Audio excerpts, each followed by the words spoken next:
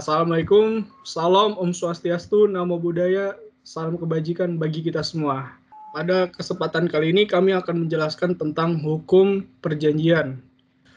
Baik, di sini saya akan menjelaskan tentang pengertian dari hukum perjanjian. Menurut pasal 1313 KUH Perdata, persetujuan adalah suatu perbuatan di mana satu orang atau lebih mengikatkan dirinya terhadap suatu orang lain atau lebih. Pasal ini digunakan untuk mendefinisikan perjanjian karena di dalamnya para pihak setuju untuk melakukan sesuatu, sehingga pengertian dari perjanjian sama halnya dengan persetujuan. Persetujuan adalah suatu peristiwa hukum di mana dua subjek hukum, orang maupun badan hukum atau lebih, saling sepakat untuk melakukan atau tidak melakukan sesuatu. Perjanjian memiliki kekuatan hukum yang sama dengan perundang-undangannya.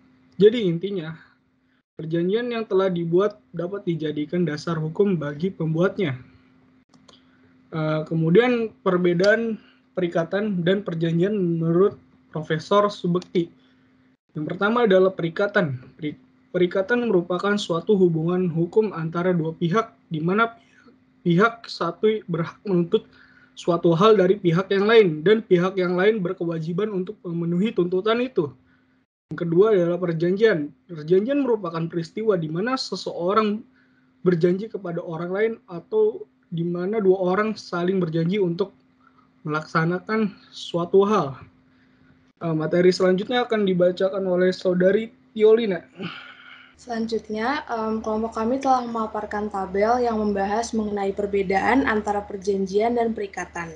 Pertama, hubungan yang terjadi dalam perjanjian umumnya bersifat timbal balik karena setiap pihak memiliki hak dan kewajibannya masing-masing, sehingga tidak hanya meletakkan hak di atas satu pihak atas prestasi yang menjadi kewajibannya.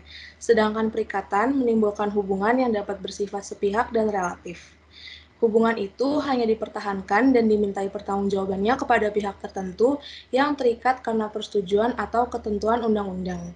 Kedua, objek dari perjanjian ditentukan menurut pasal 1332 KUH Perdata, di mana hanya barang-barang tertentu yang dapat diperdagangkan atau barang tertentu yang dapat ditentukan jenisnya. Sedangkan mengenai perikatan tidak ada ketentuan khusus mengenai objeknya. Selanjutnya, dalam perjanjian terdapat syarat sah, di mana para pihak harus terlebih dahulu mengikatkan dirinya dan sepakat, di mana di dalamnya berarti ada kemauan dan kehendak dari pihak-pihak yang terlibat. Sedangkan dalam perikatan yang lahir karena undang-undang dapat terjadi dengan sendirinya tanpa persetujuan dan kehendak dari pihak-pihak yang terikat satu dengan yang lain. Terakhir, dalam perjanjian ada yang namanya asas kebebasan berkontrak, di mana para pihak bebas menentukan isi dari perjanjian selama tidak melanggar norma dan undang-undang. Sedangkan perikatan, oleh karena sumbernya salah satunya berasal dari undang-undang, maka perikatan dapat terjadi dan ada serta mengikat para pihak sejak diundangkannya suatu ketentuan, terlepas dari pihak-pihak yang terlibat setuju atau tidak untuk saling terikat dengan undang-undang yang telah berlaku. Hubungan atau korelasi antara perikatan dan perjanjian terdapat dalam pasal 1233 KUH Perdata, di mana pasal tersebut menyatakan bahwa sumber dari perikatan adalah perjanjian dan undang-undang. Oleh karenanya, perjanjian dapat menimbulkan perikatan, tetapi perikatan tidak hanya ada karena perjanjian, melainkan juga dapat disebabkan oleh hal lain, yaitu undang-undang. Kemudian, pasal 1304 mengatur perikatan dengan perjanjian hukuman jika tidak melaksanakan perikatan, dan hubungan perikatan lebih luas daripada perjanjian. Presentasi selanjutnya akan disampaikan oleh Saudari Aisyah. Fungsi. Surat perjanjian berfungsi sebagai dasar membuat kesepakatan antara pihak yang melakukan perjanjian, mengetahui batasan hak dan kewajiban dari masing-masing pihak yang melakukan perjanjian. Selanjutnya akan disampaikan oleh Saudara Alfat. Syarat sahnya suatu perjanjian ada 4, menurut pasal 1320 KUH Per. Secara subjektif, adanya kesepakatan para pihak yang mengikatkan dirinya atau kesepakatan. Adanya kesamaan kehendak antara pihak yang akan membuat perjanjian. Pasal 1321 yaitu tiada suatu persetujuan pun mempunyai kekuatan jika diberikan karena khilafan atau diperoleh dengan paksaan atau penipuan. Tanpa adanya kesepakatan, maka tidak akan timbul perjanjian yang sah. Adanya persesuaian kehendak yang bebas antara pihak mengenai hal-hal pokok yang diinginkan dalam perjanjian. Bebas di sini artinya bebas dari kehilafan, dwelling atau mistake, paksaan, doing atau doers, dan penipuan, bedrock atau fraud. Berlaku terhadap jual beli baik secara konvensional maupun melalui online atau internet. Dan kemampuan bebas ini mengikat diri. Adanya kecakapan para pihak untuk membuat suatu perikatan. Dalam pasal 1330 dimuat bahwa yang tidak cakap yaitu kemampuan para pihak untuk melakukan suatu perbuatan hukum. Membuat persetujuan atau perjanjian adalah nomor 1. Orang yang belum dewasa, belum berumur 21 tahun, kecuali sebelum berumur 21 tahun sudah menikah atau bercerai, tapi tetap digolongkan dewasa. Nomor 2. Orang yang ditaruh di bawah pengampunan pada pasal 433 KUH. Sakit jiwa, hilang ingatan, atau memiliki daya pikir yang rendah, serta orang yang tidak mampu mengatur keuangannya, sehingga menyebabkan keborosan yang berlebih. Kecakapan yang dimaksud tidak terbatas pada individu, melainkan juga meliputi wewenang seseorang dalam menandatangani perjanjian.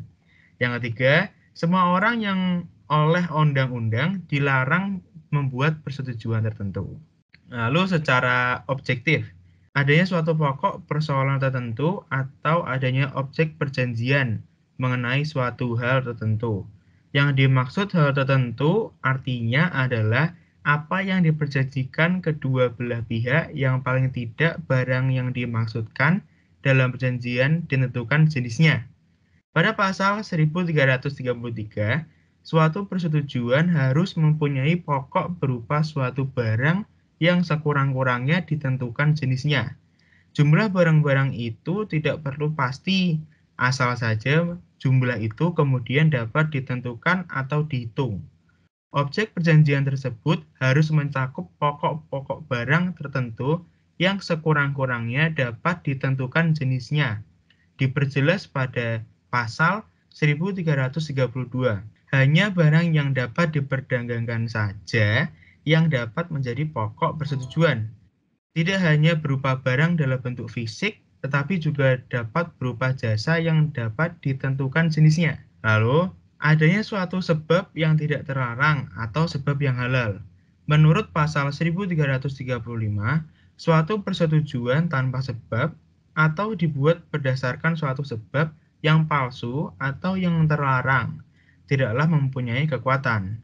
Dan pasal 1337, suatu sebab adalah terlarang jika sebab itu dilarang oleh undang-undang atau bila sebab itu bertentangan dengan kesusilaan atau ketertiban umum. Tidak bertentangan dengan hukum yang berlaku, ketertiban umum, dan norma yang ada di masyarakat. Akibat jika melanggar syarat sah perjanjian. Apabila suatu perjanjian tidak memenuhi syarat objektif, maka perjanjian itu dinyatakan batal demi hukum atau null and void. Bermakna bahwa perjanjian itu tidak pernah ada, tidak pernah dibuat, dan tidak pernah terjadi perikatan antar para pihak.